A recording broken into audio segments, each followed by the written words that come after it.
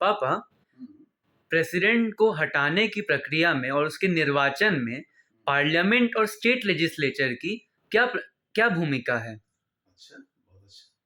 देखो, एक्चुअली क्या है कि भारतीय संविधान में राष्ट्रपति की जो चुनाव की प्रक्रिया है, उसके लिए एक इलेक्टोरल कॉलेज बनाया जाता है, जिसको निर्वाचक मंडल कहते हैं। उस निर्वाचक मंडल में संसद के दोनों सदनों के सभी निर्वाचित सदस्य, यानी राज्यसभा और लोकसभा के निर्वाचित सदस्य, और सभी राज्यों के विधानसभाओं एवं संघ शासित राज्यों में एक पुडुचेरी एवं दिल्ली, वहां के विधानसभाओं के केवल निर्वाचित सदस्य भाग लेते हैं।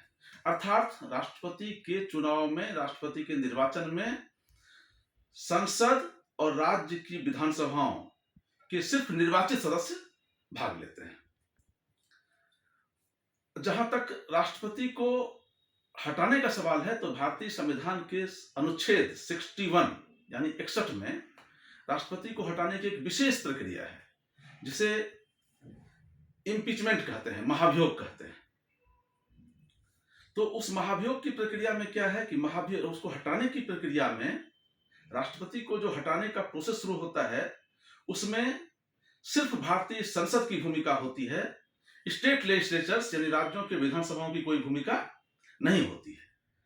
इम्पीचमेंट जो है वो संसद के किसी भी सदन में इनिशिएट हो सकता है, और उस सदन के 2/3 बहुमत से पास होने के बाद फिर दूसरे सदन में भेजा जाता है। वहां से भी अगर वो 2/3 मेजोरिटी से पास हो जाता है, तो राष्ट्रपति को महाभियोग के तहत हटना पड़ेगा। अब जो इंटरेस्टिंग फैक्ट यह है कि जहां राष्ट्रपति के निर्वाचन में संसद के मनोनीत सदस्य जो होते हैं, नॉमिनेटेड मेंबर्स, वो भाग नहीं ले सकते हैं, लेकिन राष्ट्रपति को हटाने की प्रक्रिया में संसद यानी राज्यसभा और लोकसभा के नॉमिनेटेड मेंबर्स भी भाग लेंगे, मनोनीत सदस्य भी भाग लेंगे।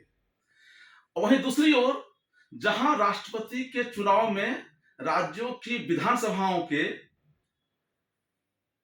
सिर्फ निर्वाचित सदस्य जो भाग लेते हैं, उनको राष्ट्रपति को हटाने की प्रक्रिया, इम्पीचमेंट में भाग लेने की अनुमति नहीं है, वो भाग नहीं ले सकते हैं। तो कितना इंटरेस्टिंग फैक्ट है कि जो मनोनीत सदस्य संसद के राष्ट्रपति के इलेक्शन में भाग नहीं ले सकते, वो राष्ट्रपति को हटाने की प्रक्रिया में भाग लेंगे, और जो स्टेट लेजिस्लेचर्स के मेंबर राष्ट्रपति के चुनाव में भाग ले सकते हैं, वो राष्ट्रपति को हटाने की प्रक्रिया में भाग नहीं लेंगे। क्लियर है? हाँ, एक्सीलेंट पापा। That's good. Okay, thank you.